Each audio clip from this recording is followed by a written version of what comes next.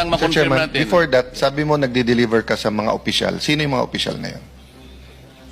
Magpangalan ka ng ilan o lahat ng naalala mo? Ang naalala ko, sir, si dating Speaker Martin Romualdez po. Meron po kaming video at saka mga pictures, Your Honor. Bukod kay dating speaker, sino pa? Na yung personal mo alam hindi mga kasama mo, ikaw mismo. Saka kay, ano po, yung dinala po sa Ilocos. Kami po yung nagdala doon sa Delta Gate hangar sa Pasay. Yung 5 maleta po na dinala doon sa Ilocos. Na dinala ni Sergeant Tobe at saka ni Boss Saldi. Ikinarga po namin sa Lexus na bulletproof. Plate number NFX 8886. At saka binakapan po namin ng Hilux na bulletproof din. Black na Hilux. Plate number Eco Alpha Foxtrot 7121. Para kanino naman yung dinala ninyo? Ang narinig ko po nun, sir, ay para kay President Marcos. Sir.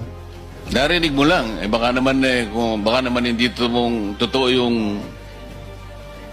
Kasi nandun ka ba nung i-deliver?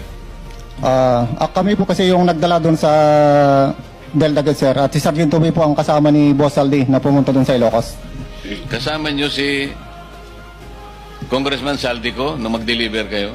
Kami po yung nagdala, sir, sa Delta Gate. Then sila Sergeant Tobe at saka ni Boss Saldi ang nagdala po doon sa Ilocos. Mr. Chair, saan sa Ilocos? Your Honor, ako po si Belnard Tube.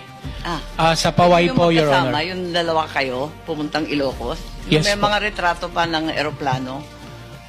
Yung nag-receive lang po kung sino po doon sa Paway po nag-receive po.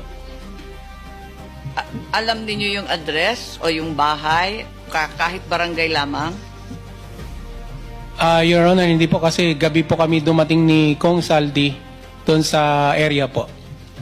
Pero kasama ko po si Kong Saldi. Alam niya po yung kung ano po yung exact address nun. Anong itsura? Naka-Yitariu, ma'am, nakatabi po ng lake. Yung lugar po. Tabi ng lake o tabi ng dagat? Kasi gabi po, either dagat or lake yun, ma'am. Basta tabing tubig. Yes po. May bayin. Yes po. Tapos saan kayo? Doon, ma'am, sa letter U na bahay, ma'am, kasi nakikita ko po yung mga picture nung ni dating president po na si Marcos din po. May picture din po sila ng family din po.